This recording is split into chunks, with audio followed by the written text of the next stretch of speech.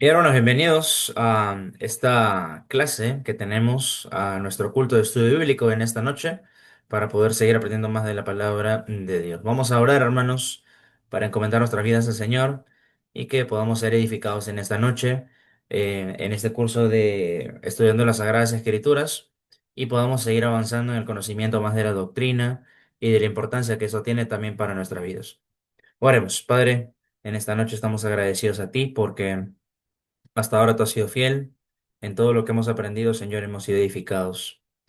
Lamentablemente, Padre, hay muchas iglesias, muchos lugares donde nos enseña tu palabra, donde nos enseña la emoción antes que la convicción. Pero te rogamos, Padre, para que nuestra doctrina pueda ser firme, pueda ser correcta, pueda ser edificante también. Y te pedimos para que tu palabra, Señor, pueda quedar en nuestros corazones y estemos seguros de que estamos en una sana doctrina y no buscar tradiciones o emociones, sino tu palabra principalmente. Gracias por ese tiempo. Te ruego que bendigas tu palabra por medio de nuestro hermano Juan y podamos también alabarte por medio de estos alabanzas. Pedimos por todo ello en el nombre de Cristo Jesús. Amén. Bien, hermanos, bienvenidos otra vez. Recordemos que seguimos con nuestra serie de Estudiando las Sagradas Escrituras, donde estamos hablando en esta primera parte acerca de la doctrina, qué tiene que ver la doctrina con el cristianismo, con el creyente, ¿no? Con nuestra vida espiritual incluso, pero hemos visto que esto repercute, ¿no? De manera positiva. Ciertamente cuando tenemos una sana doctrina, podemos también ser más obedientes, podemos realmente saber la voluntad de Dios para nuestras vidas. Así que la doctrina es algo muy importante y siempre los versículos que hemos ido memorizando tienen que ver con ello. Vamos a comenzar cantando, hermanos, una primera alabanza, que es una alabanza que hemos venido cantando también las últimas semanas, junto con nuestro hermano Juan, que es Gozo a la Santa Palabra al leer. Bien, cantemos entonces, hermanos.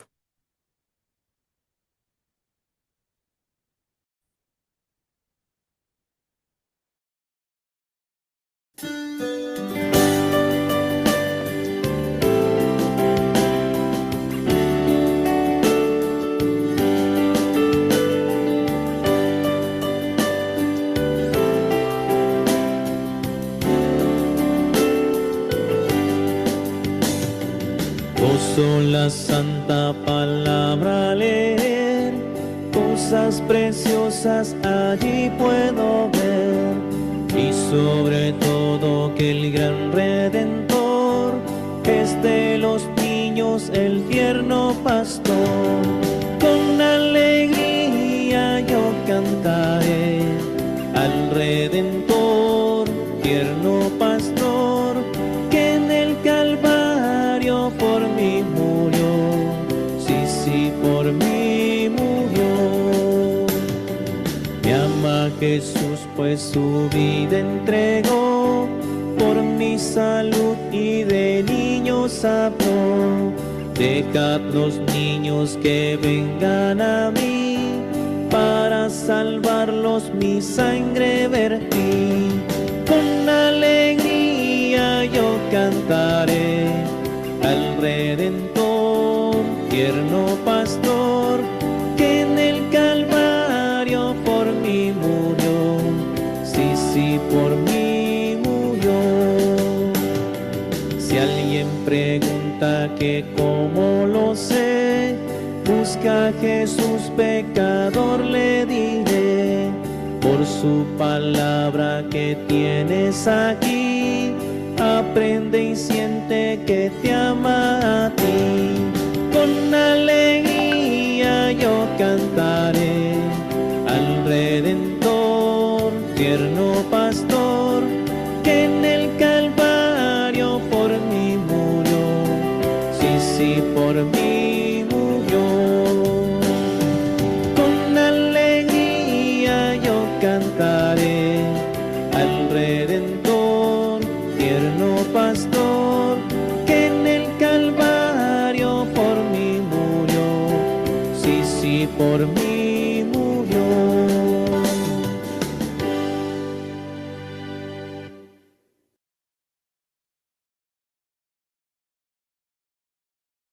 Amén, hermanos. ¿Cuántos tenemos gozo al leer la palabra? Creo que todos, ¿verdad? Siempre es un gozo poder alimentarnos de la palabra de Dios, poder saber, hermanos, que estamos en la vía correcta, por decirlo así. Bien, vamos ahora sí a decir nuestro versículo clave de la semana, que es Josué 1:8. Algunos han pataleado con este versículo, aunque es un versículo muy conocido, ¿no? Que creo que varios de nosotros lo hemos aprendido incluso desde la escuela dominical. Pero de todas maneras, vale la pena pues siempre estarlo repasando, ¿no? Porque es un versículo que no solamente pues hay que memorizar, obviamente, sino también hay que aplicar.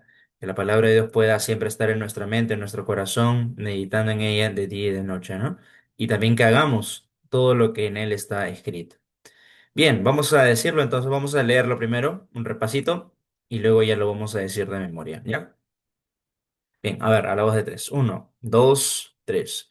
Nunca se apartará de tu boca este libro de la ley, sino que de día y de noche meditarás en él, para que guardes y hagas conforme a todo lo que en él está escrito, porque entonces harás prosperar tu camino y todo te saldrá bien.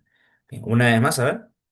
Nunca se apartará de tu boca este libro de la ley, sino que de día y de noche meditarás en él, para que guardes y hagas conforme a todo lo que en él está escrito, porque entonces harás prosperar tu camino y todo te saldrá bien. Josué 1:8. Bien, ahora sí de memoria, nada de ver, nada de hacer trampa, por favor, ¿ya? Porque todos ya lo hemos aprendido el día domingo y creo que varios también lo sabemos de memoria de hace tiempo. Bien, digámoslo. Uno, dos, tres.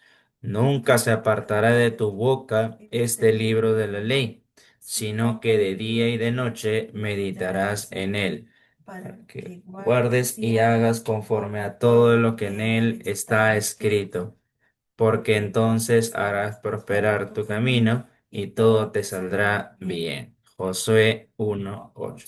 Bien, casi me equivoco yo también, ¿no? Así es la mente es engañosa, la mente es frágil. Y hermanos, recordemos entonces siempre estar repasando nuestros versículos, tenerlo anotado ahí, es bueno y necesario memorizar las escrituras. Vamos a cantar una última alabanza, hermanos, ya para pasar a nuestra enseñanza con nuestro hermano Juan, ¿sí? Cantemos entonces esta alabanza que también cantamos la semana pasada, que era, a ver, Tu palabra, ¿no? De Marcela Gándara. Vamos a cantar entonces.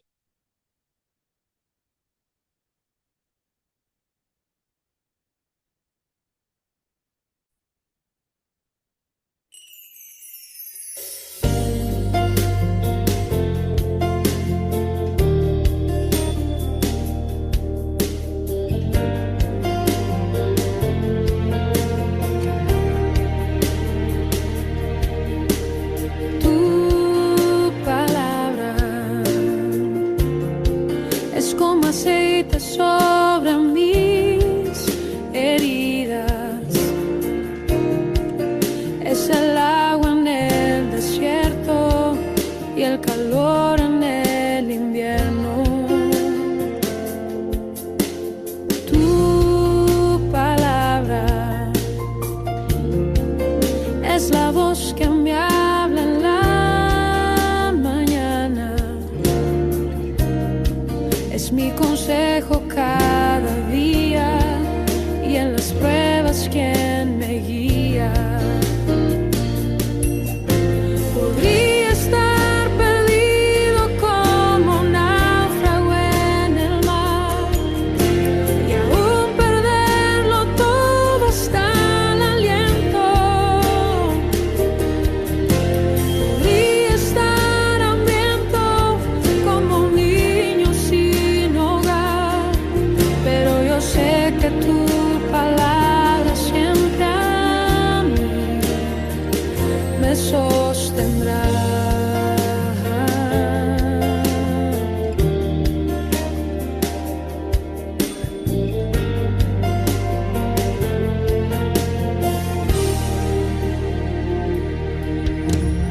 Tu palabra es como dulce miel para mis labios, es la perfecta melodía que me deleita cada día. Tu palabra es mi refugio en medio de las pruebas. En la tristeza es mi alegría y en soledad mi compañía. Podría estar perdido como un náufrago en el mar y aún perderlo todo hasta el aliento. Podría estar hambriento como un niño sin hogar, pero yo sé que tu palabra siempre a mí. Podría estar perdido como un náufrago en el mar, perderlo todo hasta el aliento. Podría estar hambriento como un niño sin hogar, pero yo sé que tu palabra siempre a mí. Pero yo sé que tu palabra siempre a mí. Pero yo sé que tu palabra siempre a mí me sostendrá.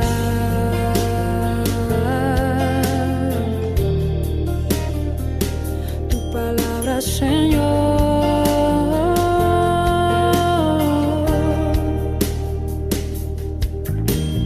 Tu palabra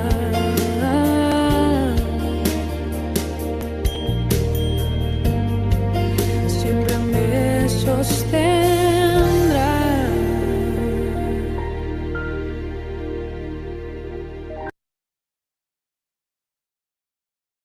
Muy bien, hermanos. Vamos a escuchar ahora sí, le vamos a dar el pase a nuestro hermano Juan Rogel, que va a tener la enseñanza en esta noche. Adelante, Juanito.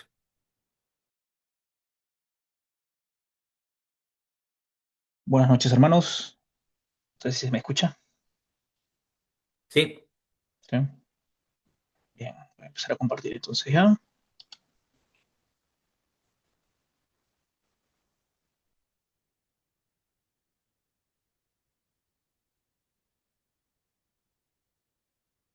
Ya, vamos.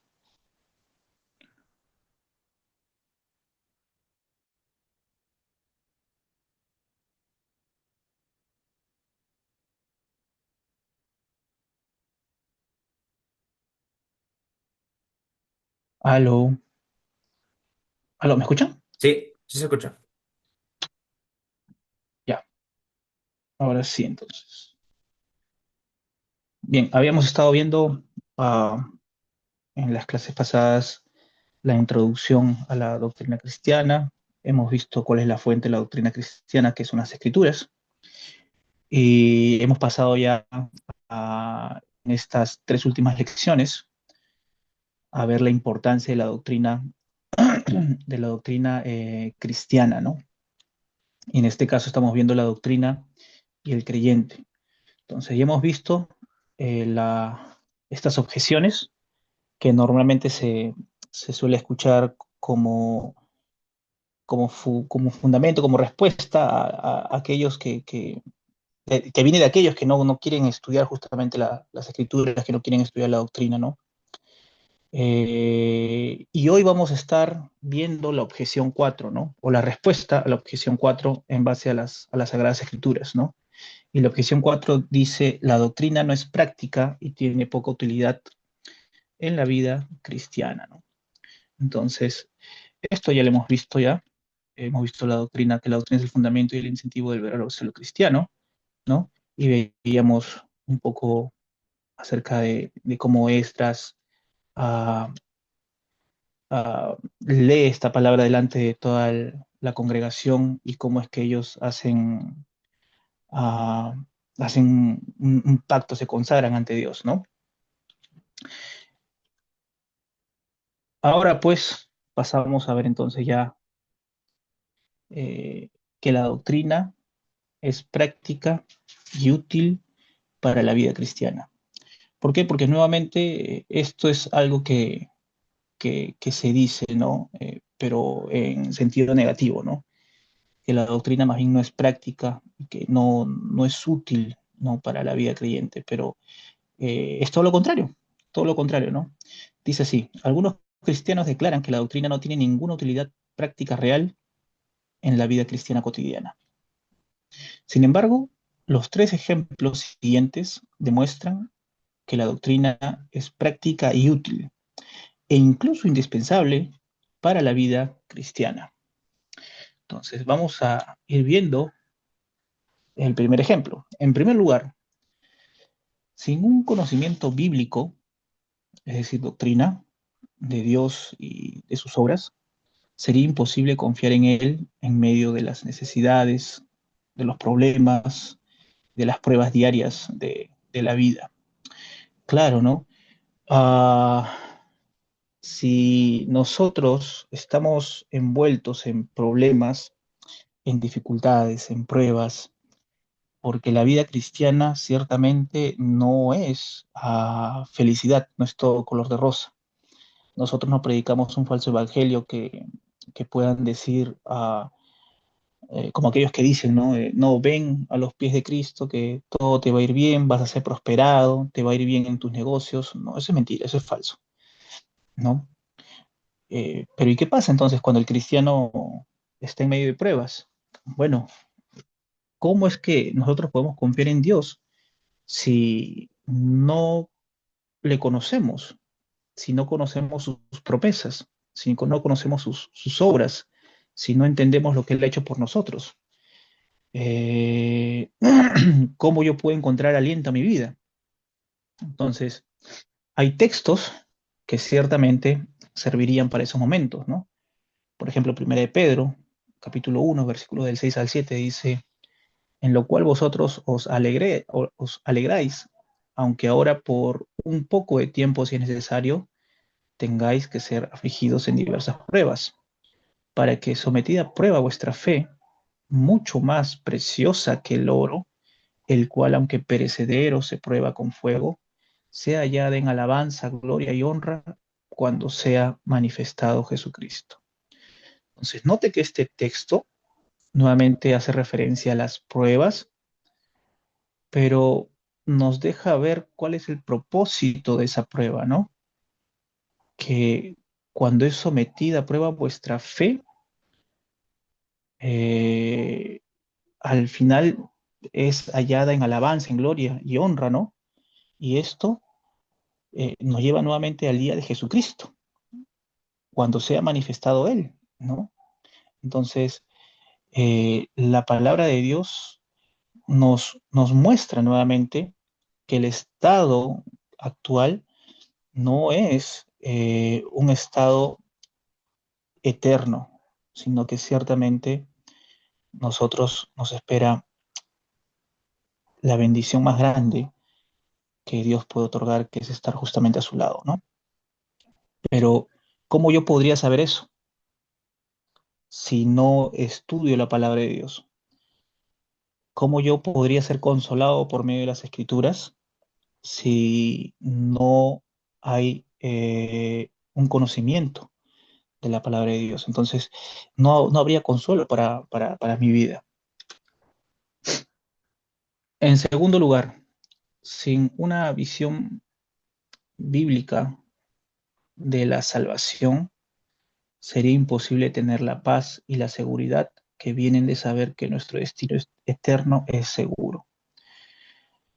Ah, hay, hay iglesias, hay denominaciones que predican que la salvación se pierde, ¿ya?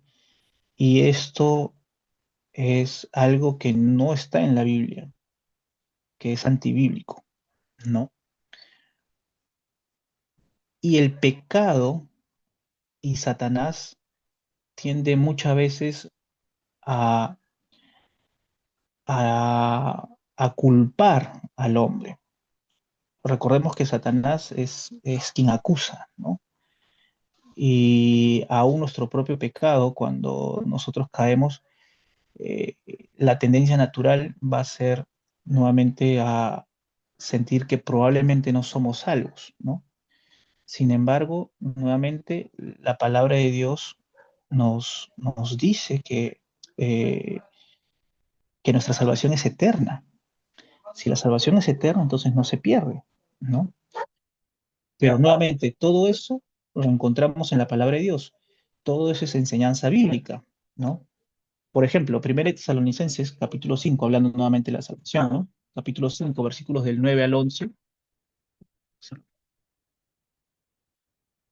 Perdón, que están ladrando. 1 Tesalonicenses 5, del 9 al 11 dice, porque no nos ha puesto Dios para ira, sino para alcanzar salvación por medio de nuestro Señor Jesucristo, quien murió por nosotros, para que ya sea que velemos o que durmamos, vivamos juntamente con Él. Por lo cual, animaos unos a otros y edificaos unos a otros, así como lo hacéis. Entonces, el, el ánimo, mi esperanza, está puesta en que ciertamente Dios nos ha puesto para alcanzar salvación. Y esto no es por medio de mis méritos, no es por medio de sus méritos, no es por medio de sus obras, no es porque usted se ha portado bien, o porque de repente usted ofrenda mucho, o porque, no lo sé, ¿no? De repente usted honró muy bien a sus padres. No es por mérito propio, sino que nos indica que descansa, reposa en la obra de Cristo, y su obra es perfecta. Así que ya que es así, debemos animarnos unos a otros, debemos edificarnos unos a otros con esas palabras. Y nuevamente eso es doctrina. Eso lo encontramos en la palabra de Dios. Pero si yo no estudio la palabra de Dios, entonces claro, va a venir la duda, va a venir nuevamente pensamientos que no tienen nada que ver en lo absoluto con la palabra de Dios. En tercer lugar, estamos viendo por qué la doctrina es práctica y útil para la vida cristiana. En tercer lugar, sin una instrucción bíblica, nuevamente doctrina, sobre la voluntad de Dios, sería imposible conocer y obedecer la voluntad de Dios para nuestra vida personal, para nuestra familia, para nuestra iglesia, para nuestro trabajo, para nuestra educación o para cualquier otra área, ¿no? Claro, ya, yo soy salvo, pero no quiero estudiar doctrina. Entonces, ¿cómo voy a saber qué es lo que tengo que hacer? ¿Cómo voy a saber qué es lo que Dios quiere de mí? ¿Cómo yo voy a saber cómo es que Dios quiere que me conduzca en mi matrimonio, en mi trabajo, eh, aún en la iglesia, ¿no? Entonces, muchas veces el hecho de que la doctrina sea dejado de lado va a hacer que las iglesias no cumplan con lo que Dios les ha establecido, ¿no? Nos ha comisionado. ¿Por qué muchos hermanos no quieren de repente salir a evangelizar? ¿Por qué muchos hermanos no quieren apoyar a las misiones? ¿Por qué muchos hermanos no quieren ofrendar? ¿Por qué muchos hermanos no quieren apoyar en la iglesia? ¿No? No quieren comprometerse. Porque no han estudiado doctrina. Porque ciertamente en la palabra de Dios es claro, ¿no? Que debemos evangelizar, que debemos sobrellevar las cargas los unos a los otros, que debemos ser responsables con las ofrendas. Y todo eso lo encuentro en la palabra de Dios. Es nuevamente doctrina. Entonces, todo eso tengo yo que ver, ¿no? Romanos 12:2, ¿no? Este versículo lo veíamos en las clases pasadas, ¿no? Dice, no os conforméis a este siglo, que mis pensamientos no se amolden a los pensamientos del mundo, de este sistema, que no conoce a Dios, sino todo lo contrario, sino transformaos, dice, por medio de la renovación de vuestro entendimiento. Tenemos que entender esto, y es que nuestro entendimiento, nuestro razonamiento, viene de un pensamiento mundano, porque nosotros antes estábamos sin Cristo. Nadie nace salvo. Entonces, en nuestra vida pasada, nosotros éramos incrédulos y nuestro pensamiento era un pensamiento del mundo, que seguía ese sistema, ¿no? Y ese pensamiento, ¿no?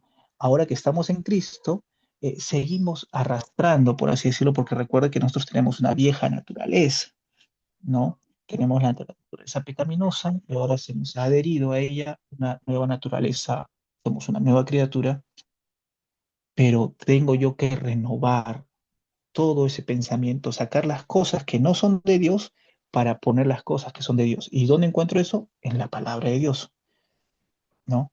Para que comprobéis, dice sigo leyendo, ¿no? Para que comprobéis cuál sea la buena voluntad de Dios, agradable y perfecta. ¿Dónde voy a encontrar la voluntad de Dios? En la palabra, en su palabra, ¿no? Y no solamente eso, sino que es agradable, es perfecto. Y eso es lo que puede cambiar mi pensamiento, ¿no? Dice así, partiendo de solo tres simples ejemplos que los acabamos de ver ya, es evidente que el estudio de la doctrina bíblica es útil, práctico e indispensable para la vida cristiana. Solo las escrituras son un fundamento seguro para nuestras creencias y acciones. He tomado este texto de Romanos 10:17, que aunque está hablando de la salvación, es algo que de todas maneras tiene presencia en toda la vida del creyente. Pablo, hablando a los romanos acerca de la salvación, dice así que la fe es por el oír y el oír por la palabra de Dios, ¿no? La fe es por el oír y el oír por la palabra de Dios. No hay persona que pueda ser salva sin escuchar el Evangelio. ¿Y qué es el Evangelio? La vida de Jesucristo, ¿no? Que Él siendo Dios vino a esta tierra, se encarnó, ¿no? Que uh, murió, pero que resucitó el tercer día conforme a las Escrituras y ascendió a los cielos y está sentado a la diestra de Dios Padre, ¿no? Y eso lo encontramos nuevamente en los Evangelios, en la palabra de Dios. Así que, de todas maneras, toda persona que ha creído en Cristo es porque tiene que haber escuchado la palabra de Dios. Y de ahí parte la fe. Pero esto se aplica aún a toda nuestra vida. Aunque aquí está hablando de la salvación, se aplica a toda nuestra vida. ¿Por qué? Porque, hermano, nuestra fe puede menguar. Y la única manera de que yo crezca en mi fe, de que usted crezca en su fe, es por medio de la palabra de Dios.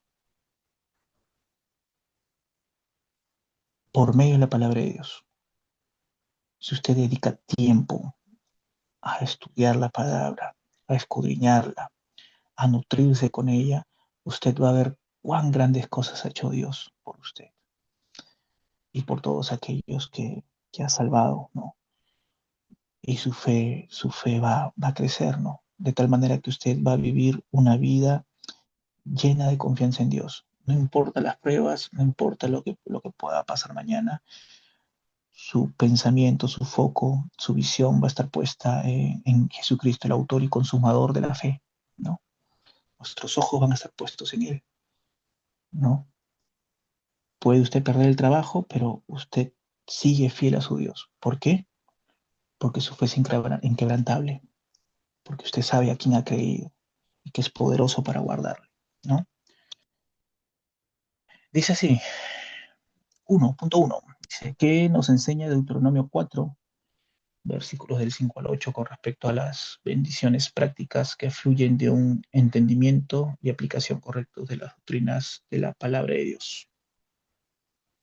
¿Qué dice Deuteronomio? Dice así, mirad, yo os he enseñado estatutos y decretos. Está hablando Moisés, ¿no? Como Jehová mi Dios me mandó, para que hagáis así en medio de la tierra en la cual entráis para tomar posesión de ella. Perdón, perdón. Versículo 6. Guardarlo pues y ponerlos por obra, porque esta es vuestra sabiduría y vuestra inteligencia ante los ojos de los pueblos, los cuales oirán todos estos estatutos y dirán, ciertamente pueblo sabio y entendido, y nación grande es esta.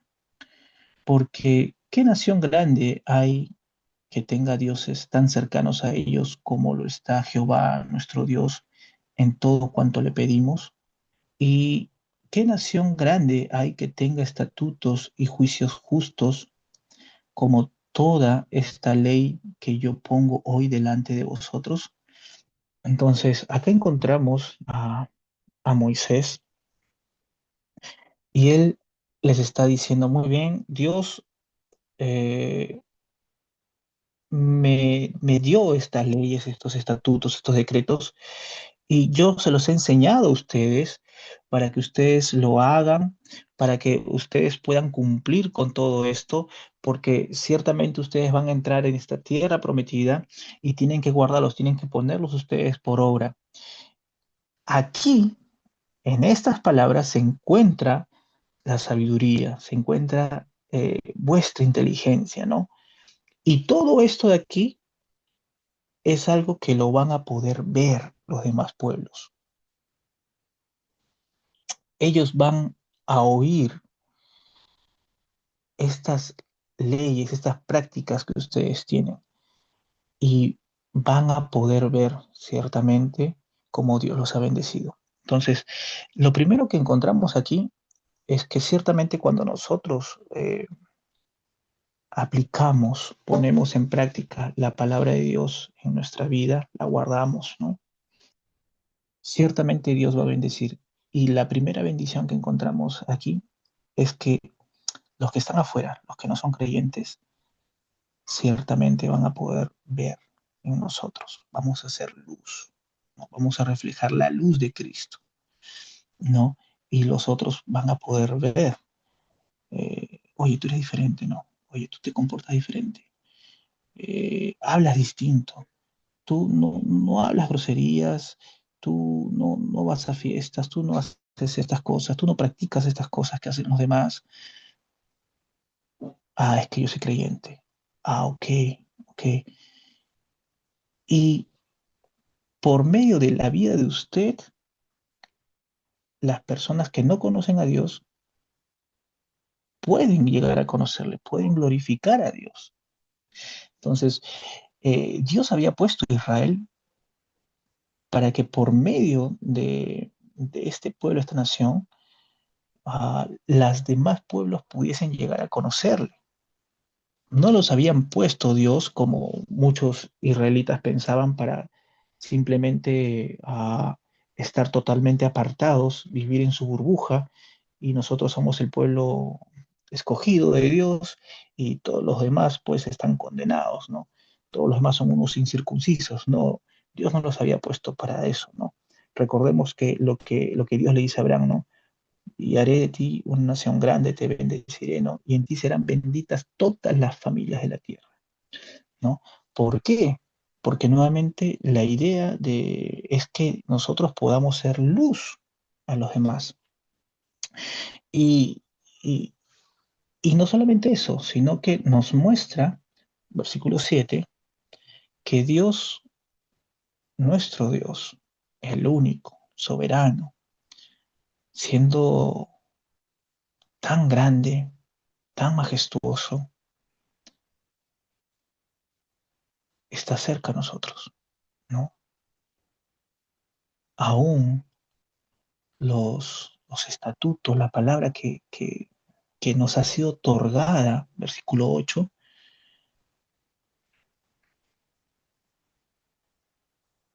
son todos, toda su palabra es verdad, ¿no? Sus estatutos, sus juicios son justos, ¿no? Es increíble porque ah, he conocido yo algunas personas que han estudiado la carrera de Derecho, ¿no? Y usted sabe que en Derecho, obviamente, se estudian las leyes para poder ejercer defensa ante un juez, ¿no? En un posible juicio, ¿no? Y muchas veces lo que se les enseña en parte de sus estudios es justamente la ley, porque usted va, ¿no? al Pentateuco y usted va a encontrar una serie de leyes: qué hacer cuando se robaron mi asno, qué hacer cuando una mujer es ultrajada, en qué caso sí, en qué caso no, en qué caso se apedrea a una persona, en qué caso no. eh, Todo, absolutamente todo, de manera tan detallada, unos juicios tan justos, tan perfectos, y, y ciertamente es así porque proviene de Dios. Entonces, ciertamente haremos bien en estar atentos, en aplicar esa palabra a nuestra vida porque traerá bendición. Dice 2. ¿Qué nos enseña Deuteronomio 32, del 46 al 47? Sobre la importancia de la doctrina de las escrituras en nuestras vidas. ¿Cómo debemos vivir en respuesta a esta verdad? Vamos a ver qué es lo que dice. Versículo 46 dice así: y les dijo, aplicad vuestro corazón a todas las palabras que yo os testifico hoy, para que las mandéis a vuestros hijos, a fin de que cuiden de cumplir todas las palabras de esta ley, porque no es cosa vana, es vuestra vida, y por medio de esta ley haréis prolongar vuestros días sobre la tierra a donde vais, pasando el Jordán para tomar posesión de ella. Entonces, ¿cuál es esta importancia? Eh, es increíble porque el versículo 46 habla de que esta palabra eh, tenemos que inculcársela, tenemos que dársela, tenemos que mandarla, tenemos que enseñarla, tenemos que instruirla a nuestros hijos, ¿no? Pero es interesante porque empieza diciendo que primero debe aplicársela uno en su corazón. Dice, aplicad vuestro corazón a todas estas palabras. Una vez que ya hemos aplicado nuestro corazón a todas estas palabras, recién ustedes se las podrán mandar a sus hijos, se las podrán enseñar. Porque claro, uno no puede dar, como decía el pastor el día domingo, ¿no? Uno no puede dar lo que no tiene, ¿no? Y, y ciertamente los niños aprenden más por imitación que cuando se les dice algo, ¿no?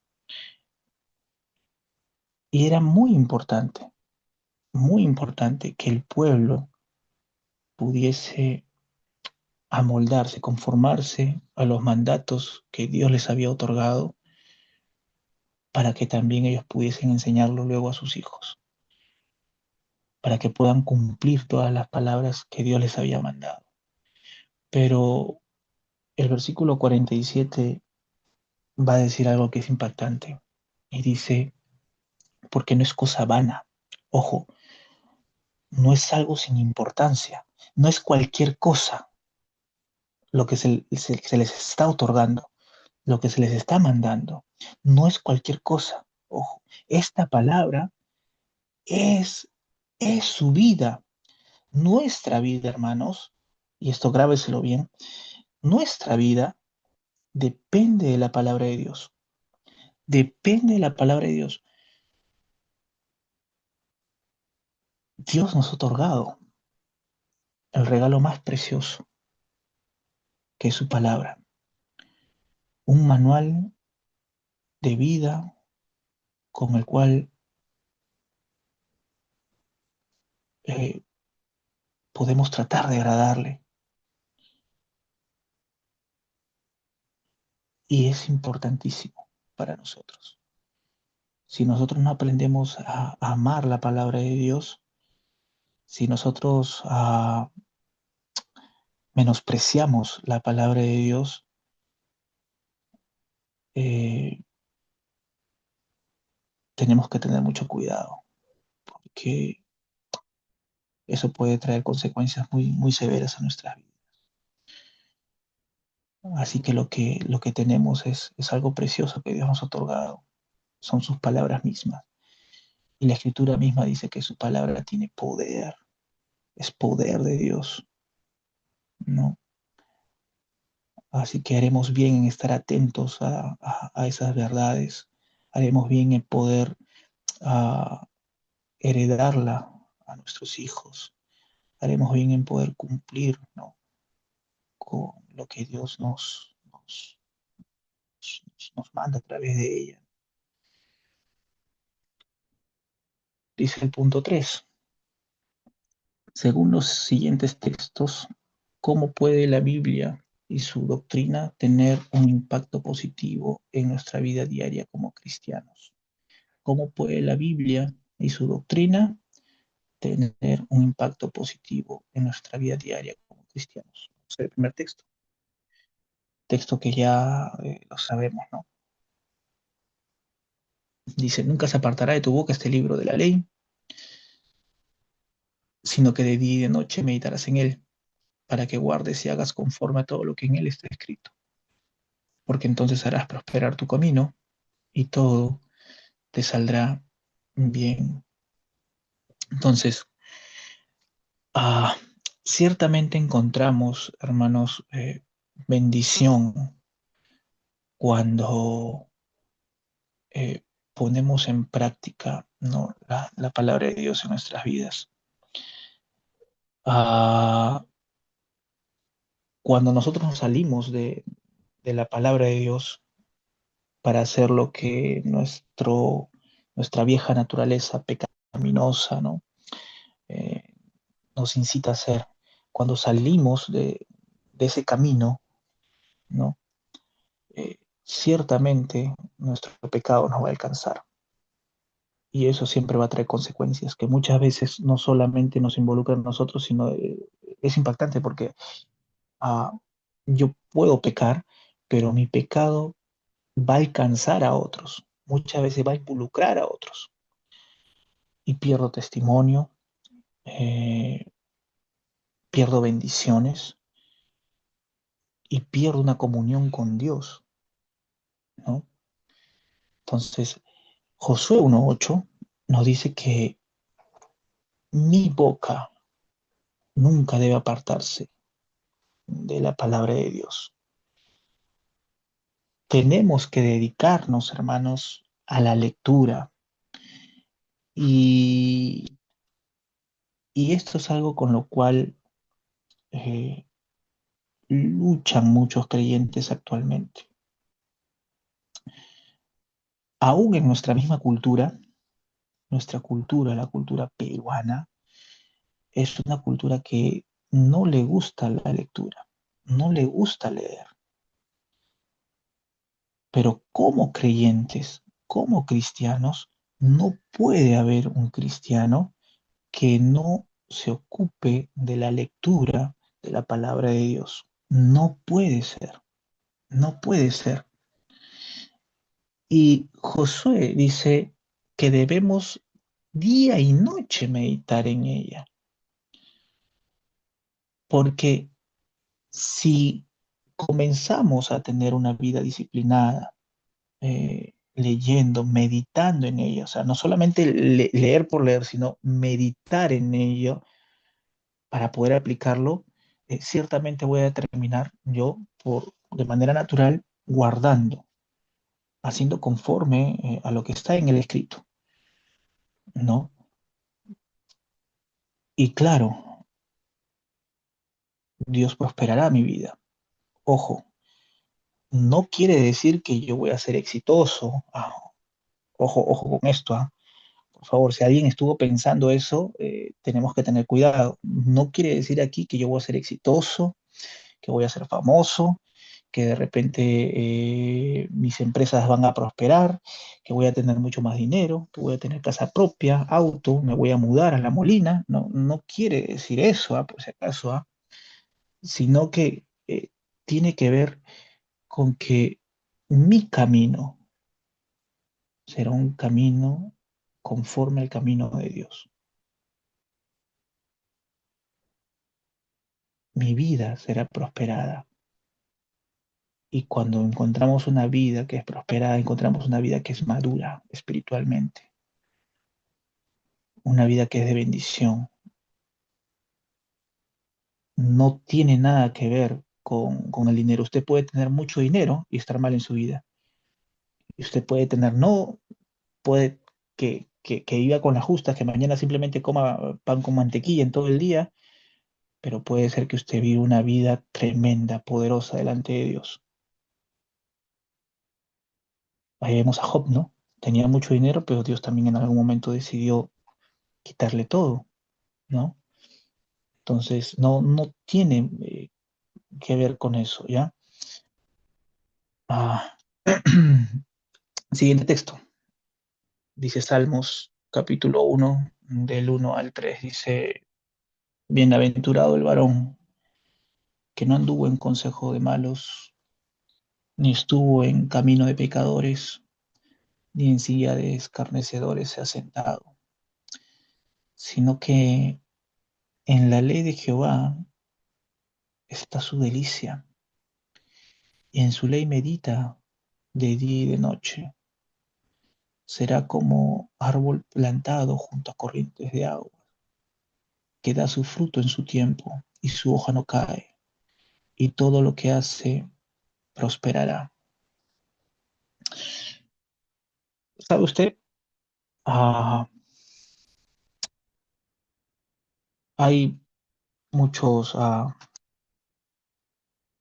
muchos estudiosos de la Biblia hoy en día que piensan que el Salmo 1 hace una referencia a Cristo, porque ciertamente es el único que no pecó, el único que puede decir que no anduvo en consejo de ningún malo, que no estuvo en camino de pecadores, que nunca se ha sentado en una silla de escarnecedores, sino que ciertamente se deleitaba, ¿no?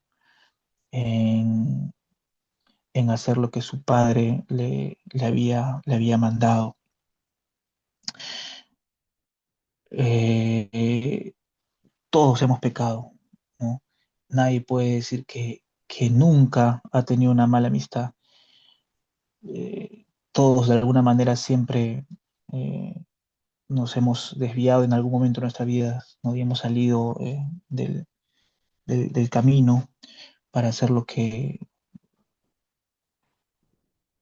por naturaleza el hombre desea hacer, ¿no? Que es pecar, ¿no? Sin embargo,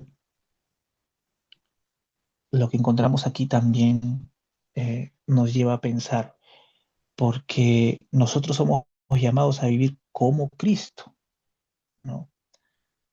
Tenemos que vestirnos de Él, ¿no? Y ya que esto es así, tal cual como Él se deleitaba en la palabra de Dios, nosotros también debemos, debemos encontrar ese gusto, ¿no? Como el salmista, ¿no? Que decía, dulce es a mi paladar, ¿no? Tu palabra, ¿no?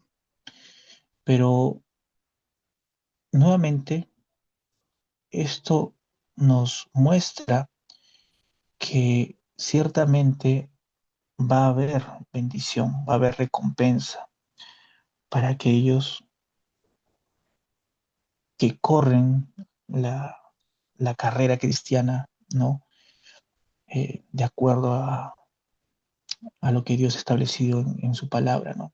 Dice versículo 3: será como árbol plantado junto a corrientes de aguas, que da su fruto en su tiempo, y su hoja no cae, y todo lo que hace nuevamente prosperará, dice, ¿no? Note que todo creyente lleva fruto, todo creyente lleva fruto. Es más, la palabra de Dios nos habla de los frutos del Espíritu Santo, ¿no? Espíritu que todo creyente tiene, ¿no? No hay ningún creyente que no tenga el Espíritu Santo. Fuera de que todos tenemos el Espíritu Santo, ya podemos hablar de la llenura del Espíritu, ¿no? Y algunos pueden estar rebosando del Espíritu Santo, de acuerdo también a cómo está su comunión con Dios por medio también de la palabra de Dios, de la oración, pero todos tenemos el Espíritu Santo y por ende todos deberíamos llevar fruto. Jesucristo decía, yo soy la vid, vosotros los pámpanos, ¿no? Pero separado de mí nada podéis hacer, ¿no? Eh, y nuevamente, cuando estamos en Cristo, llevamos fruto, ¿no? Pero si no voy a pasar tiempo con la palabra de Dios, si no voy a meditar en ella de día y noche, como lo decía en Josué, o como lo dice también en este versículo 2, si no me voy a deleitar en la palabra de Dios, entonces no voy a ver fruto en mi vida. O el fruto va a ser un mal fruto, porque la Biblia también habla de eso, de un mal fruto. Damos o buen fruto o damos un mal fruto, ¿no? Así que tenemos que, que, que meditar en ello. Siguiente texto.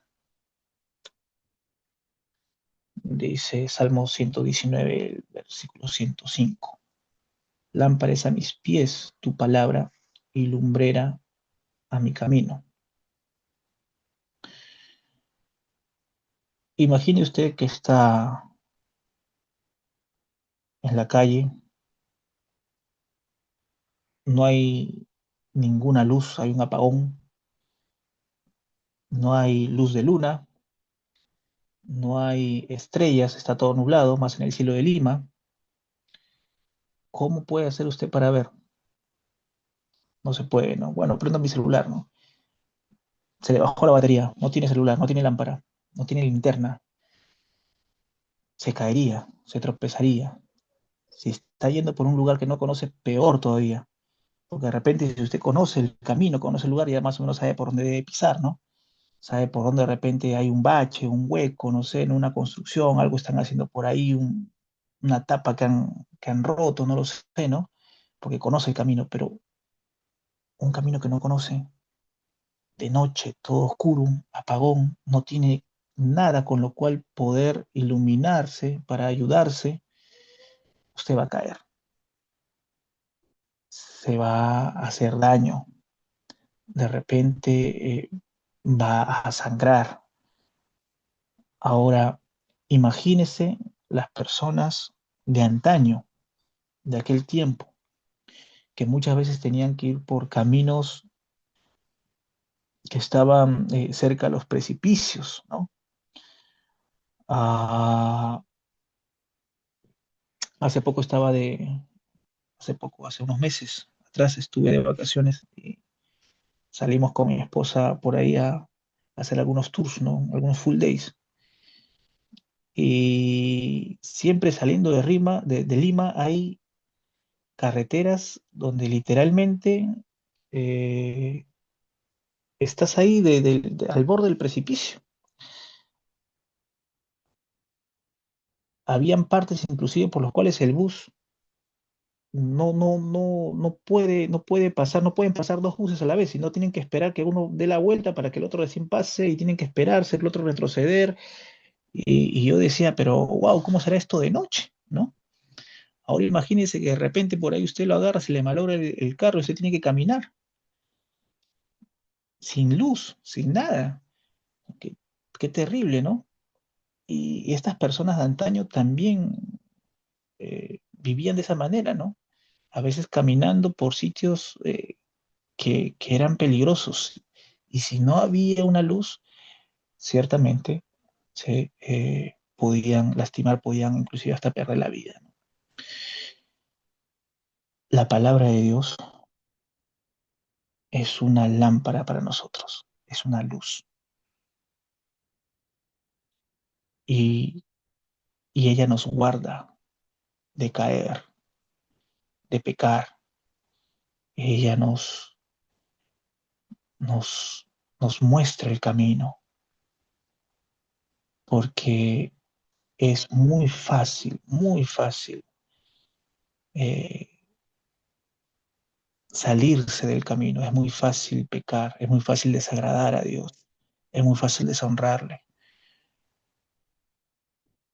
Pero cuando recibimos la luz de la palabra de Dios y sé qué es lo que le deshonra a Él, entonces tendré más cuidado, podré ser cauteloso, porque, porque sé que Dios me está viendo y sé que no hay absolutamente nada que a Él yo le puedo ocultar. Dice el siguiente texto, Santiago capítulo 1, versículo 25, dice, mas el que mira atentamente en la perfecta ley, la de la libertad, y persevera en ella, no siendo oidor olvidadizo, sino hacedor de la obra, este será bienaventurado en lo que hace. Cuando dice el que mira atentamente en la perfecta ley, está haciendo un contraste, ¿ya? Porque anteriormente está diciendo que aquel que no hace la ley es semejante, si usted va a Santiago, versículos antes dice, que es semejante al hombre que mira su reflejo en un espejo y luego se va, ¿no? Y se olvida de cómo era su reflejo, ¿no? Ah,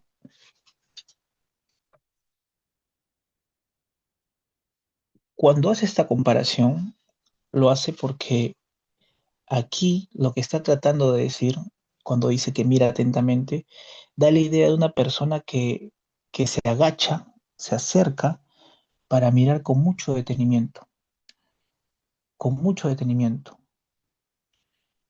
Y aquí lo que está diciendo es que nosotros tenemos que ser así, tenemos que prestar mucha atención a lo que Dios nos dice por medio de su palabra, porque solamente a través de su palabra es que nosotros podemos encontrar libertad. ¿Libertad de qué? Libertad del pecado. Solamente a través de Cristo, el cual nos ha sido anunciado por medio de su palabra, es que nosotros llegamos a ser libres del pecado. No hay otra manera. Y cuando nosotros perseveramos en la palabra de Dios, es decir, ah, lo hacemos con dedicación, ¿no?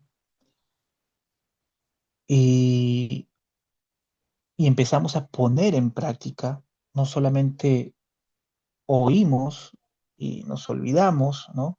Sino que empezamos a poner en práctica lo que aprendemos, ciertamente vamos a ser bienaventurados, ¿no? Y, y eso es tremendo porque vamos a ser, eh, vamos a ser muy felices, ¿no? Vamos a ser más que felices, ¿no? Ah, dice el Salmo 19, del 7 al 11, ¿no?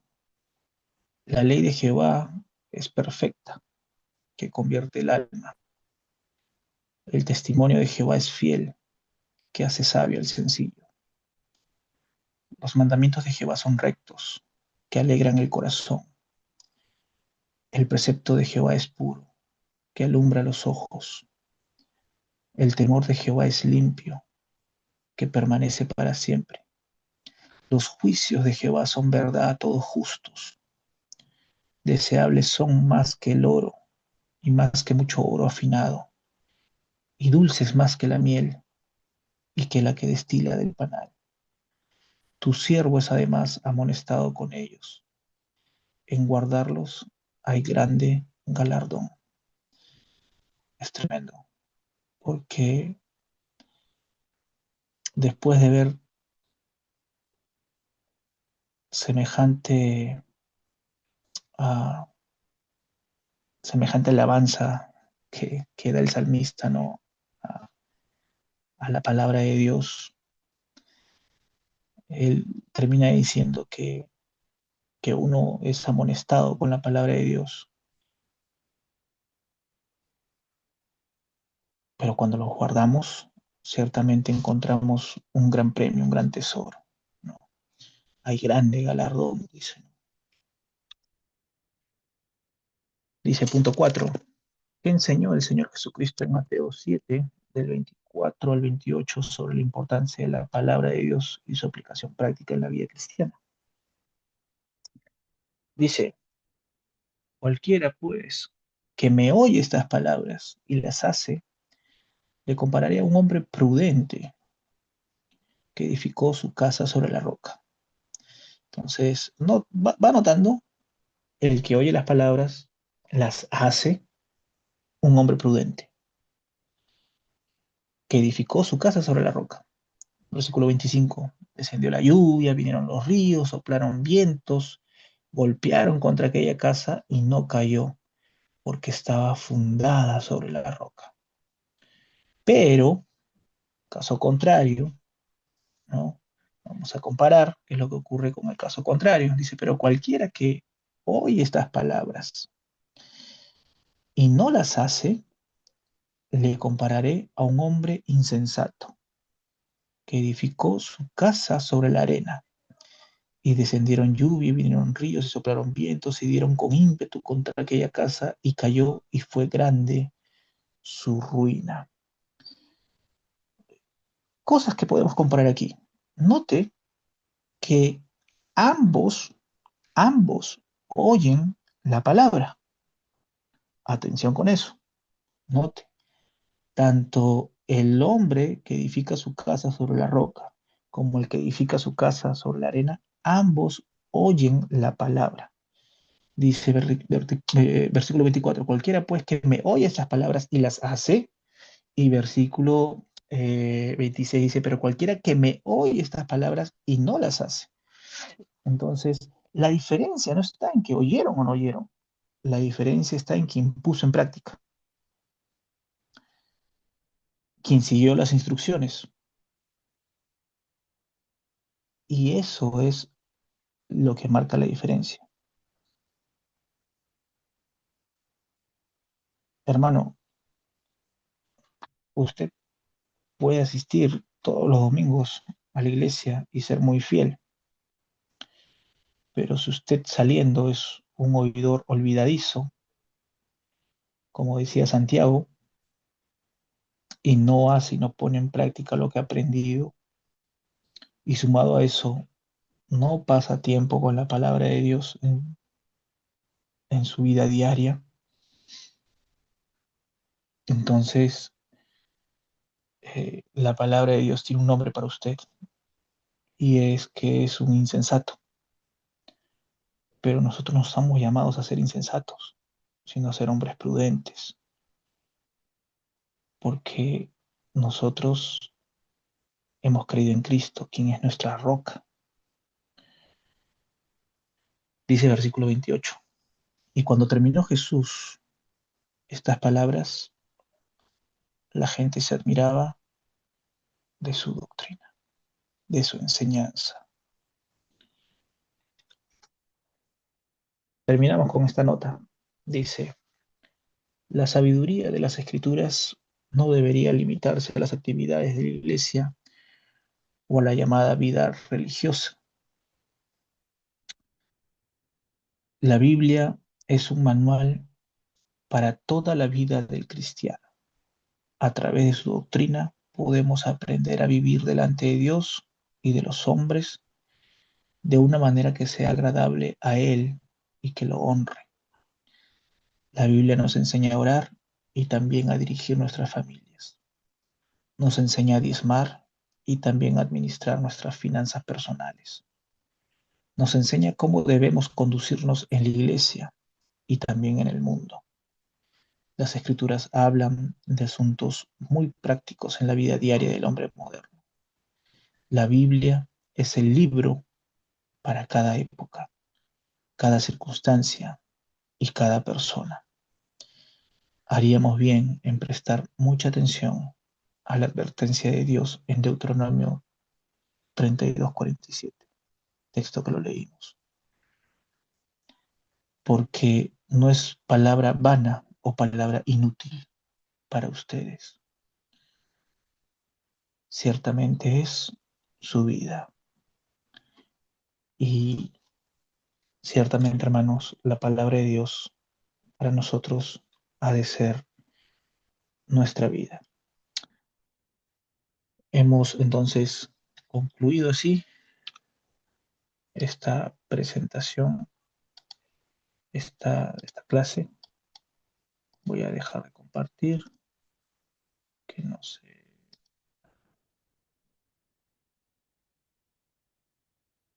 Eh, sí, ya dejé de compartir, ¿verdad? ¿O no? No veo. Creo que sí, ¿no? Sí, Bien, hermanos. Entonces, ¿hay alguna pregunta hasta aquí? Hable ahora o calle para siempre. ¿alguna pregunta, hermanos? A ver, ¿todo claro? Tranquilos. No se peleen, por favor. Mm. No lo quieren hacer sufrir, hermano Juan hoy día.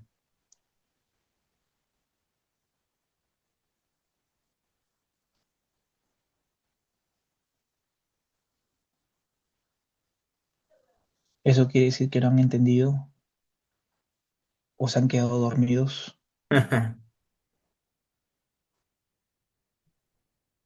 Ahí está, el hermano Néstor creo que quiere preguntar. Ahí activó su micro, volví. Ok. Adelante, hermano. O no sé si fue un error. Adelante, hermano. Con misericordia nomás, recuerde. Misericordia. Una pregunta que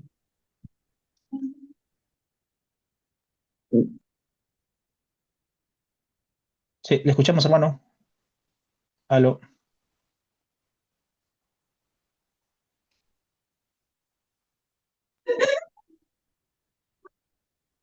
en- en- no perdemos la salvación, ¿no es cierto? Cuando, cuando nosotros obramos, hacemos o pecamos. Pero ¿qué pasa cuando aquellas personas eh, pecan por libre albedrío, sabiendo lo que hacen y luego que van hecho algo muy malo y se arrepienten? No se pierde la salvación tampoco por eso, o es que o es que esa persona no es creyente. No sé si pudiera repetir la última parte. La última parte. Usted dijo que la persona peca deliberadamente y luego se arrepiente o no se arrepiente.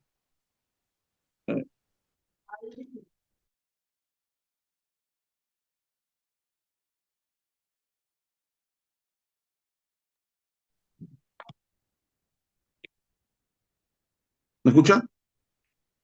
A ver, repítame, por favor, no lo voy a escuchar. Lo que pasa es que el teléfono sale un círculo celeste y no sale el...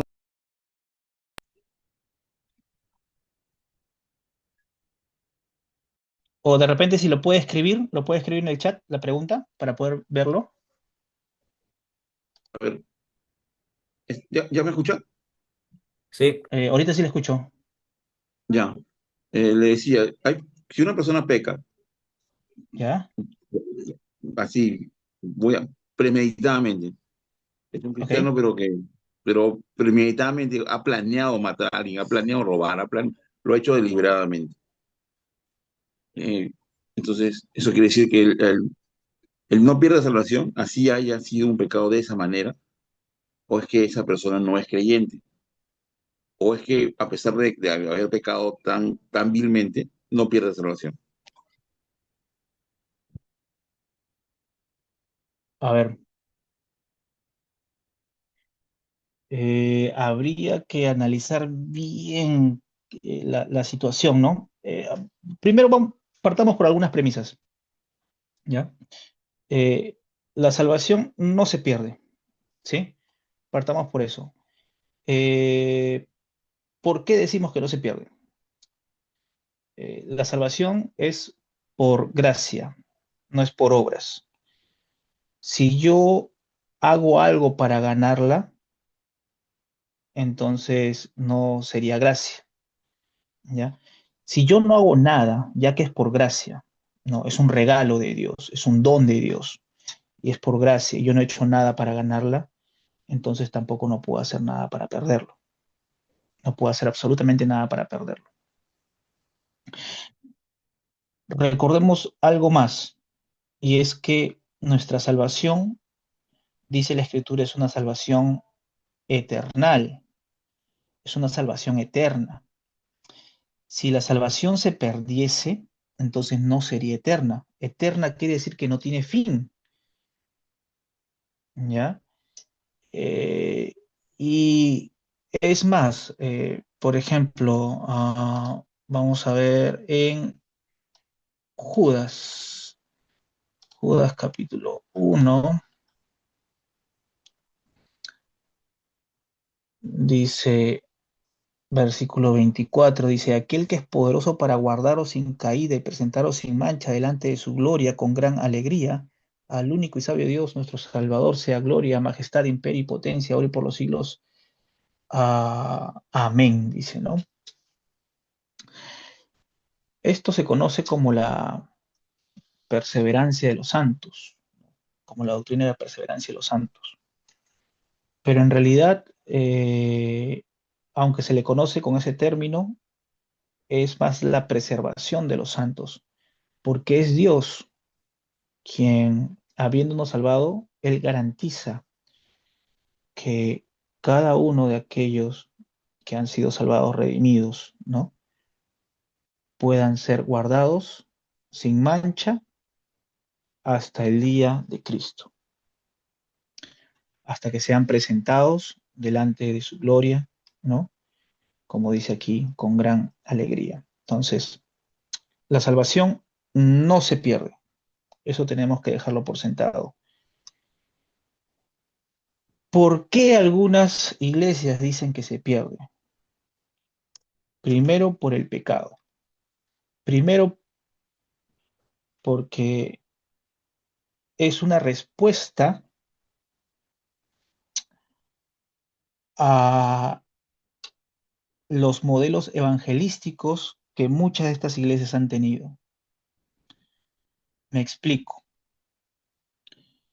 En los años 80, 70, ¿no? Hubieron muchas de estas cruzadas evangelísticas en los cuales se hacían campañas donde ponían a un buen predicador, un muy buen predicador, pero casi siempre eran en contextos carismáticos.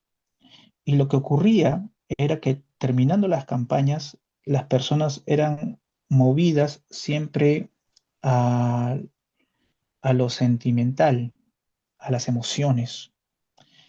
Y terminaban estas campañas y terminaban las personas recibiendo a Cristo, 3.000, 4.000 personas, todas levantando las manos, todos llorando. Eran campañas en las cuales inclusive se hacían milagros, ¿no? Milagros dudosos, dudosos muchas veces. Y, ¿Y qué resulta? Que todas estas personas que levantaban las manos decían, amén, son creyentes, han creído en Dios, ¿no? Son salvos entonces, ¿no?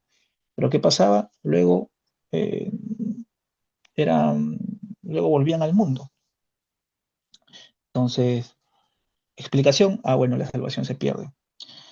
Eh, Segundo, ellos dicen, muy bien, la salvación es un regalo de Dios, sí, pero es un regalo que tú puedes, si tú no lo sabes cuidar, dice, tú lo puedes perder. Entonces, estoy diciendo yo cuál es la postura, cuál es la interpretación nuevamente de estas corrientes, ¿ya? Ellos dicen esto. No, la salvación se pierde. No, la salvación no se pierde. Nuevamente la palabra de Dios es clara. como ya lo he dicho, la salvación es una salvación eterna. Dios mismo garantiza que aquellos que, que Él llamó, ¿no? Son aquellos que también santificó, ¿no? Y aquellos que nuevamente serán salvos en el día de Cristo. Pero, ¿qué ocurre cuando un creyente peca? ¿No? Habría que ver nuevamente el caso, ¿no? Eh, por lo general, nuevamente, hay casos y casos. Por ejemplo, si hablamos de alguien que mata, ¿ya?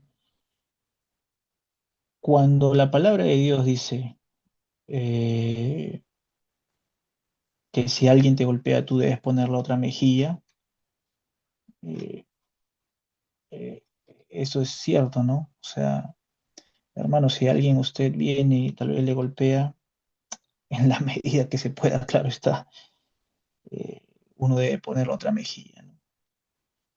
Porque de esa manera, pues, uno da testimonio también de en quién ha creído, ¿no? Cristo mismo, ¿no? Él, siendo que estaba siendo golpeado, ¿no? Él no abrió su boca, él cayó. Sin embargo, hermanos, creo que también Dios nos ha dado un espíritu de discernimiento. Entonces, yo creo que si cualquier hombre viene a mí y me falta el respeto o me golpea, yo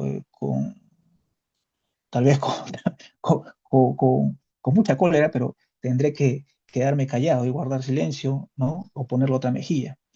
Pero si alguien falta el respeto a mi esposa, a mi madre o a mi padre, entonces ahí la cosa cambia. Y no se trata aquí de que el hermano es un violento, otra cosa, no. Dios me ha dado a mí una esposa, ¿no? A quien yo tengo que guardar. Y es más, la palabra de Dios me dice que aún yo debo poner mi vida por ella, así como Cristo la puso por su iglesia, ¿no? Entonces la cosa cambia, ¿no? Por eso digo, hay casos y casos, ¿no? Sin embargo, a ver, veamos, vamos a tratar de aterrizar un poco más el asunto, ¿no? ¿Qué ocurre si alguien está pecando deliberadamente, sabiendo que está mal y, y no se arrepiente, ¿no? Nosotros no podemos ver el corazón. Yo no puedo saber si es salvo o no. El único que lo sabe es Dios. Es más, y note lo que voy a decir, ¿ah? Es más, es posible que hoy en nuestra iglesia, note lo que estoy diciendo, ¿ah? Es posible que hoy en nuestra iglesia hayan personas que piensen que son salvas y no lo son. Como hay posiblemente entre nosotros hermanos creyentes que están dudando de su salvación y sí son creyentes. Pero nuevamente, ¿qué es lo que me da certeza a mí de todo esto? ¿No? La palabra dice que por su fruto los conoceréis, ¿no? Dice Jesucristo, en aquel día muchos me dirán, Señor, Señor, pero en tu nombre no profetizamos, echamos fuera demonios, ¿no? Y él va a declarar, "Pues, nunca os conocí, apartados de mí, hacedores de maldad", ¿no? Entonces van a ver, sí, en aquel día de Cristo van a haber muchas personas que ellos juran que son creyentes. Ellos creen que ciertamente tienen todo el derecho de entrar al cielo. Y Cristo les va a decir, yo no los conozco, yo no los conozco, ustedes no son míos. Pero, ¿qué es lo que ocurre aquí? Ah, a veces pueden darse ambos casos, ¿no? En que puede ser una persona que es creyente y siendo creyente se empecina tanto en un pecado y, y mucho esto se ve en los pecados carnales, pecados de adulterio, ¿no? Se empecina tanto en ello que es capaz de darle la espalda a Dios. Y lo que sigue a continuación nuevamente es una pérdida de la comunión con Dios. Un caso muy concreto que tenemos en la Biblia es de este hombre que encontramos en 1 Corintios, este hombre que se metió con la mujer de su padre, con su madrastra. Y Pablo les dice: "Hey, pero ustedes no pueden acaso resolver este asunto". Y es más, les dice, ¿no? Ese hombre se ha entregado a Satanás, ¿no? Con el cual ni aún coman, ni siquiera comen. Ustedes como iglesia, ustedes no pueden permitir eso, porque si ustedes permiten eso, ¿qué va a ocurrir? El siguiente va a decir también: ah, bueno, yo también lo puedo hacer. Pero, ¿qué resulta? En este caso en concreto, parece ser, parece ser que este hombre se arrepintió, porque en 2 Corintios, no en primera, en 2 Corintios, habla de un hombre que Pablo pide que nuevamente sea admitido en la congregación, no sea que sea consumido de tristeza. Y la gran mayoría, yo también, piensa que hace referencia al hombre de la primera carta, a este hombre que se había metido con la mujer de su padre.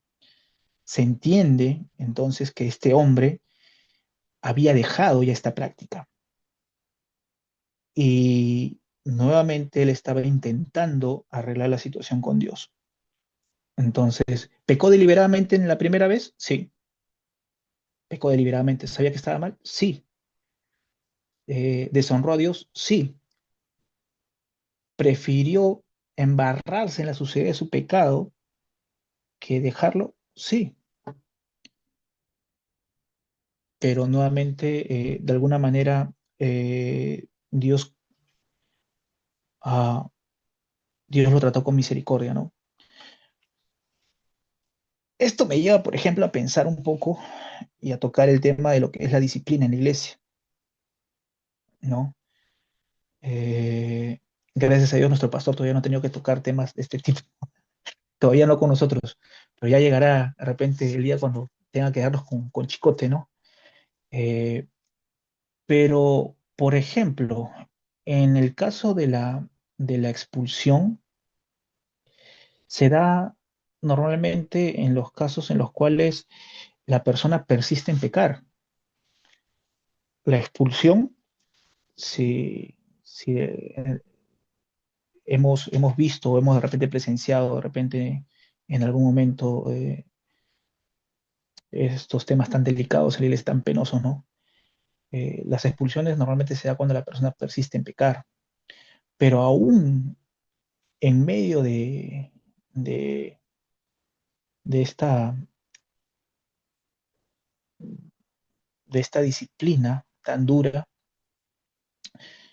aún en medio de eso, Dios está mostrando su amor con esta persona, porque al expulsarla, hermanos, nuevamente Dios está revelando cómo nos trata a nosotros como hijos, ¿no?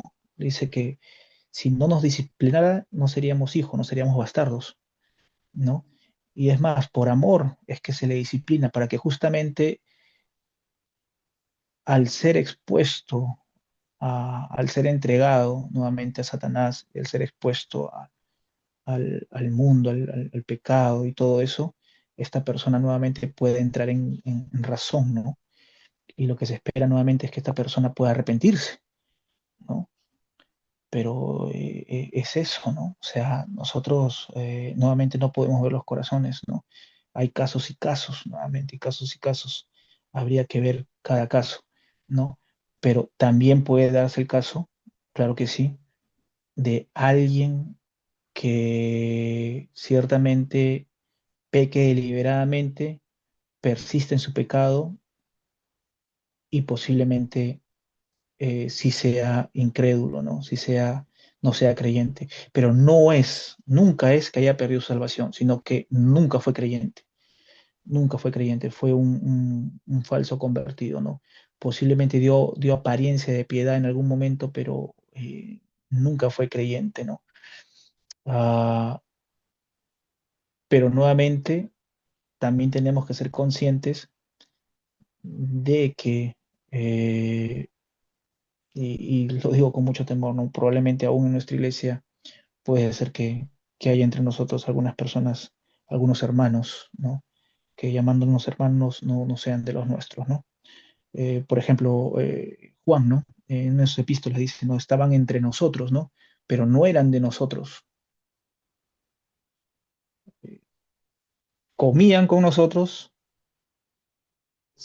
estaban en las reuniones con nosotros, posiblemente ofrendaban, posiblemente algunos de ellos también inclusive maestros, pero no pertenecían a nosotros. Nunca fueron salvos, nunca fueron creyentes. Pero nuevamente, todo siempre sale a la luz.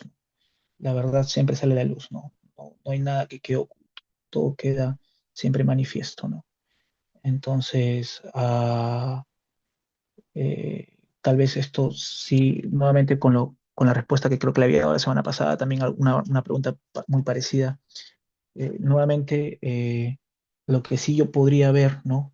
En el caso de una persona que me pueda dar un indicio de que la persona sí es creyente, es su lucha, ¿no? Si la persona está lidiando con un pecado, pero está luchando, está haciendo el esfuerzo, eh, es un indicio de que sí es creyente, ¿no? A pesar de que tal vez le cueste dejar un pecado, él está luchando y está tratando, se está esforzando, ¿no? Por hacer lo que a Dios le agrada, ¿no? Caso muy contrario es las personas que sí se deleitan más bien, ¿no? En pecar, ¿no? Y no les interesa nada, ¿no? Entonces ahí sí estamos hablando de personas que probablemente sí no sean creyentes, ¿no? Eso le podría decir, hermano. No sé si de repente queda claro.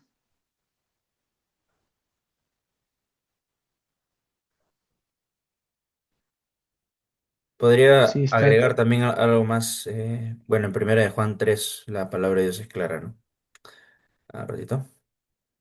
Primera de Juan 3 5 dice, y sabéis que Él, o sea, Cristo, apareció para quitar nuestros pecados, dice, y no hay pecado en Él. Todo aquel que permanece en Él no peca, dice, o sea, no practica el pecado. Todo aquel que peca no le ha visto ni le ha conocido, dice Juan, ¿no? Hijitos, nadie os engañe. El que hace justicia es justo como Él es justo. Versículo 8. El que practica el pecado es del diablo, dice, porque el diablo peca desde el principio. Para esto apareció el Hijo de Dios, para deshacer las obras del diablo. Todo aquel que es nacido de Dios no practica el pecado, porque la simiente de Dios permanece en él. Ahí está claramente, ¿no? Otra vez seguridad de salvación. O sea, ¿por qué no practicamos el pecado nosotros de manera constante, buscando pecar así de una manera grave delante del Señor? Porque la simiente de Dios permanece en él. O sea, hemos nacido de Dios, así como un hijo nace de un papá, ¿no? Y no puede dejar de ser hijo de su papá. Así de igual manera nosotros hemos nacido de Dios, como dice en Juan 1:12, ¿no? Mas a todos los que le recibieron, a los que no, creen en su nombre, les dio la potestad de ser llamados hijos de Dios, los cuales no son engendrados de carne y de sangre, sino de Dios. O sea, hemos nacido de Dios específicamente. Eso es lo que tenemos que recordar. Y luego dice en el versículo 9 al final, y no puede pecar porque es nacido de Dios. Versículo 10, en esto se manifiestan los hijos de Dios y los hijos del diablo. Todo aquel que no hace justicia y que no ama a su hermano, no es de Dios. Yo creo que ese pasaje es bastante claro, ¿no? Es cierto de que una persona puede caer en pecado. Todos caemos en pecado, ¿no? A veces luchamos con nuestros pensamientos, otros luchan con el dinero, otros luchan con la carnalidad, otros con el adulterio, otros con la fornicación. Pero como dijo nuestro hermano Juan, me gustó su parte, el verdadero cristiano tiene una lucha interna, ¿no? Entre el espíritu y la carne. Siempre queremos, ¿no? Siempre es como que hay una lucha, una batalla dentro de nosotros. Pero yo creo que en este pasaje el apóstol Juan es claro, ¿no? ¿Para qué vino Cristo? Para deshacer las obras del diablo. Él vino para quitar nuestros pecados. De tal manera que si yo digo que soy un hijo de Dios, pero practico el pecado y no me arrepiento, no me importa, es una señal alarmante, ¿no? De que de repente yo no soy hijo de Dios. Pero si yo, claro, peco una vez, pero me arrepiento, me duele, no puedo estar cómodo con ello, ¿no? Me esfuerzo en vivir en santidad, como dice ahí, hacer justicia, imitar a Cristo, entonces es una buena señal. ¿Ya? Entonces, yo creo que un claro ejemplo es David, ¿no? David pecó de una manera terrible, fornicación, adulterio, asesino, pero usted lea nada más el Salmo 32 o el Salmo creo que 51 también. Fíjense el arrepentimiento, ¿no? Las palabras, Señor, contra ti he pecado, purifícame como el hisopo. Es decir, palabras pues muy sentidas, ¿no? No vemos a David otra vez adulterando, no vemos a David otra vez matando, no. O sea, lo hizo una vez, es cierto, lo planificó incluso, pecó gravemente, pero no practicó el pecado. Es decir, no estuvo buscando constantemente ello y tuvo un arrepentimiento sincero. Por eso que en el Salmo 32 incluso dice, ¿no? Bienaventurado aquel cuya transgresión ha sido perdonada y cubierto su pecado, ¿no? Y en ese Salmo 32, en el Salmo 51 se ve el corazón de David sincero, ¿no? Yo creo que una persona, una vez que de repente, ¿no? Ponte de que se emborrachó, yo creo que un verdadero creyente que se ha emborrachado, que ha caído en este pecado, pues va a arrepentirse, le va a doler, va a llorar, ¿no? Y va a pedir ayuda también. Pero eso es un pecado, si es un pecado que ya él se sitúa, que está acostumbrado a hacerlo constantemente y no llora, no se arrepiente, no pide ayuda, ¿no? Y a él le parece bien. Ahí hay una señal de alarma, ¿no? Terrible. Eso es lo que podría decir. Bueno, Néstor, ¿quieres decir algo más? Gracias, no, no, correcto. Amén. Bien, hermanos, eso sería todo. Entonces, vamos a orar, a ver, para ya ir terminando y luego dar los anuncios. Padre Santo, en esta oportunidad te damos las gracias por tu palabra, la cual ha sido clara, Señor. Gracias porque la doctrina siempre nos afirma y es práctica también para nuestras vidas. Ah, ayúdanos a meditar en ella de día y de noche, que no nos acostumbremos, Señor, a no leerla, a no practicarla y que sea una lámpara a nuestros corazones siempre. Y no establezcamos nuestros propios caminos, sino que tú establezcamos bien los principios que necesitamos, Señor, que ya están establecidos en realidad en tu palabra. Rogamos por todo ello, Señor, guíanos mucho y ayúdanos a seguir adelante. En el nombre de Cristo Jesús oramos. Amén. Muy bien, hermanos, estamos terminando ya ese tiempo. Anuncios. Primero dar la bienvenida también a nuestra hermana Patricia, que ya llegó de viaje, ¿no? Bienvenida otra vez, ¿no? Al rico Callao, como se dice. Bueno, luego recordemos, hermanos, este día jueves también tenemos nuestro culto de oración normal. Día domingo comenzamos con el capítulo 10 de Hebreos y con nuestra clase número 7 de Evangelismo.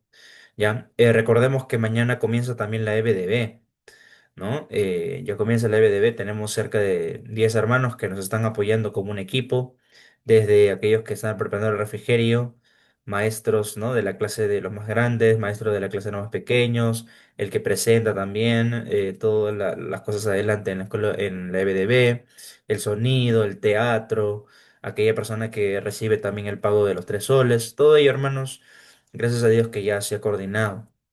Estemos orando. Y si usted tiene en su corazón también, por favor, poder apoyar, ¿no? Con una ofrenda, tal vez para los premios, para el compartir también de los niños, hágamelo saber, ¿sí? El día domingo ya hay varios hermanos que se han comprometido en ello, pero si usted quiere apoyar también en ello, ¿no? Por los gastos que hay, usted comprenderá de qué hay, ¿no? Va a tener necesidad en ese aspecto, por favor, me lo hace saber para poder coordinar también cómo hacer para que usted deposite a nuestra hermana Carmen, ¿ya? Eso, hermanos, y estamos orando y también invitando. Y el día domingo hemos repartido folletos, ¿no? En nuestra cuadra. Mañana también si usted tiene un tiempito, ¿no? Antes, porque la EBDB comienza a las 3. Si tenemos un tiempo para ir 1:30, 2, estar volanteando por ahí, ¿no? 1 hora caminando por ahí, sería bueno que también nos acompañe. Yo también voy a estar ahí, ¿no? Gracias a Dios que esta semana trabajo virtual y tengo esas facilidades.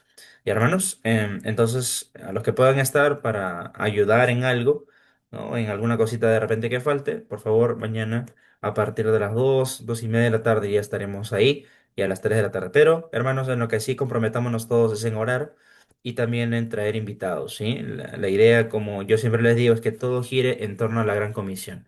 ¿Los niños necesitan el evangelio? Sí. ¿No? ¿Los adolescentes necesitan el evangelio? Sí. Todos necesitamos el evangelio y hay familias incrédulas que seguramente van a dejar a sus hijos también, que van a ver cómo es. Y recordemos bien esto, ya de poder estar invitando, ponerlo en nuestro estado y estar orando por ello. Ya, hermanos, oremos también porque están llegando personas nuevas a nuestra iglesia, como el hermano Juan, no Juan Rogel, sino el otro hermano Juan Ledesma, que llegó a nuestra iglesia, que se va a quedar un tiempo en la iglesia también. Oremos por nuestra compañera Brenda, ¿no? Brenda también, ella es la mamá de Maciel, una adolescente, ¿no? Que llegó a nuestra reunión de adolescentes y la mamá también se quedó escuchando y se quedó muy impactada también con el mensaje del Evangelio. Yo también ya la estoy animando. Ya está viniendo 2 semanas a nuestra iglesia. Nuestra hermana Vanessa también está hablando del Evangelio y la idea es que ella ya pueda aceptar al Señor, ¿no? Esta semana. Estemos orando, hermanos, por una nueva hermana en Cristo, nuestra futura hermana Brenda, ¿no? Ella está escuchando muy atentamente la palabra. El domingo le impactó tanto el mensaje que se puso a llorar. Yo la vi desde ahí, desde el púlpito, ¿no? Entonces, estemos orando, hermanos, porque el Señor está tocando corazones. Y anhelamos que esta señora sea nuestra hermana en Cristo también. Amén, hermanos. Creo que ese es nuestro deseo y queremos que más personas vengan al Evangelio. Eso debería ser, ¿no? Porque una persona nada más que venga al Evangelio debe dar, eso es por lo que estamos trabajando en realidad todos nosotros, por eso es que hacemos los cultos, por eso es que estamos haciendo las capacitaciones y los guías misioneros y todo lo que estamos planificando es para eso, hermanos, para que aunque sea una personita pueda añadirse a nuestra iglesia. Y eso ya es un regalo de Dios y es algo que hay gozo en los cielos y también debe haber gozo en nuestra iglesia local. Estemos orando por ella, por señora Brenda y por Maciel también, ¿sí? Muy bien, hermanos, eso sería todo. Ya nos estamos viendo entonces el día jueves en nuestro culto de oración. Si usted tiene alguna petición de oración especial, también nos lo hace saber. Estamos orando entonces por la escuela dominical y sigamos orando por nuestra hermana Isela, ¿no? Que ya está mucho mejor, pero todavía tiene que tener los cuidados necesarios. Un saludo ahí para la hermana Isela también y pronto ya pueda estar con nosotros junto con nuestro hermano Robert. Bien, hermanos, nos vemos. Cuídense mucho. Que Dios les bendiga. Nos estamos viendo entonces el día jueves. Cuídense mucho.